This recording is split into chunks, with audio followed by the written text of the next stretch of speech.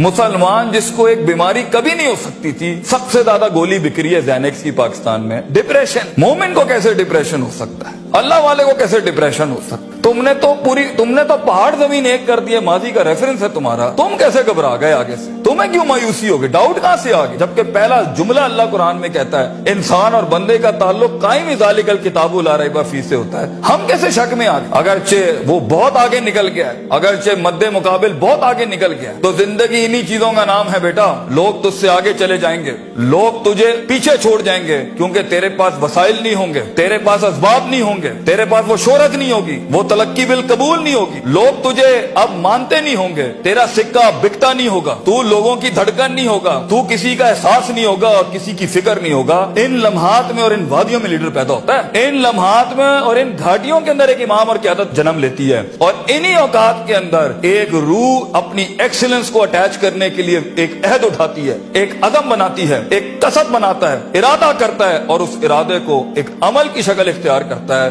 और अपनी जिंदगी के सारे रेफरेंसेस को माइनस करके एक नई तारीफ देता है अपने आप को। लेकिन अगर एक इंसान समझता है, एक गलत फहमी का शिकार है कि नहीं, जिंदगी को मैं जैसे चाहूं, जिस गलत तरीके से चाहूं, अपनी वैल्यूज को, अपने उसूल को, अपने जवाबित को, अपने कवायद को, अपने उसूलों को, इनको मैं बलि चढ़ा के, इनकी चीटिंगें करके, किसी का हक मार के, किसी को नीचे लगा के, जिग जैगिंग करके अगर मैं निकल जाऊंगा तो तुक्के, महज इत्तेफाक, फ्लूक्स और कोइंसिडेंसेस, और इस तरह के 2 नंबर रास्ते बेटा कुछ अरसा तो चल सकते हैं। दुनिया के उस स्टेज के ऊपर जब मुकाबला होगा ना किसी सही वाले पट्टे के साथ, आप नहीं लड़ सकेंगे, आप नहीं उससे जीत सकेंगे। इसलिए ये वक्त होता है, ये लम्हात होते हैं, ये लहजात होते हैं, इंसान अपने आप को तैयार करता है। लेकिन एंड में मैं फिर भी यही कहूंगा, स्किल मैनेजमेंट, हुनर के ऊपर इंसान जितना भी स्ट्रॉन्ग क्यों ना हो, इंसान सोने को कुंदन, कतरे को समंदर, जर्रे को एक चट्टान और एक छोटी सी आतिश को एक आतिश फिशा तब बनाता है जब उसके अंदर वो कलेजा, वो जिगर हो,